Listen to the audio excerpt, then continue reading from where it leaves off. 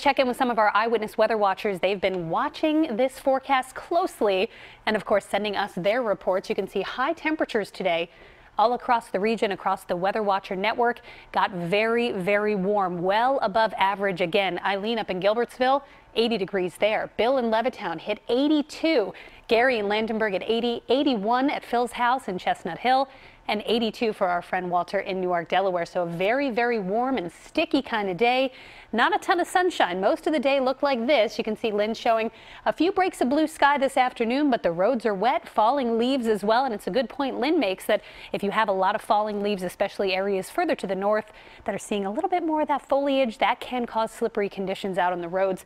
Wet leaves, almost like ice out there. Pretty wet leaves from Lynn sending that photo along as well. And Wayne says a little nuthatch grabbing a bite to eat between storms.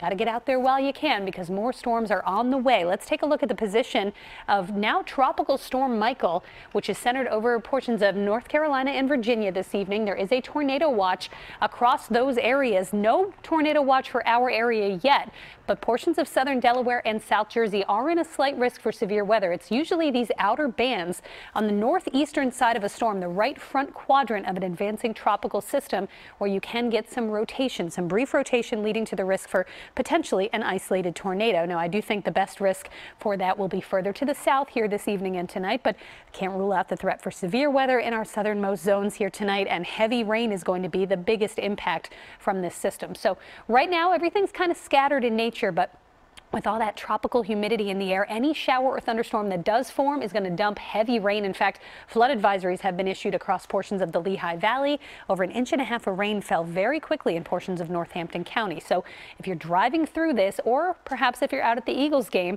again, it's not going to pour the whole time, but showers, storms, and heavy rain with any one of them. 74 degrees will be the kickoff temperature, very mild for the time of year. So future weather again shows Michael's rain. By 10 o'clock, the heaviest downpour starting to sneak into Delaware. By about midnight, we have very heavy rain falling in South Jersey, possibly even as far north as Philadelphia. And it just continues as that storm moves off the coast through at least 5 or 6 o'clock. Then it's out to sea. We get cooler, drier air in around the backside of the storm. Saturday, though, could start with a stray morning shower before sunshine returns in the afternoon. So much, much cooler. It's going to feel like a completely different season out there tomorrow. Winds will accelerate down the shore tonight. Some spots seeing winds gusting as high as 50 miles per hour. But then that dry air sweeps in. You can see that brown shading there over the Great Lakes, and that is going to bring the difference. Starting tomorrow, 64 with sunshine returning. Saturday's high only 58. Then we're in the 60s right through most of next week. Alex, we'll send it back over to you.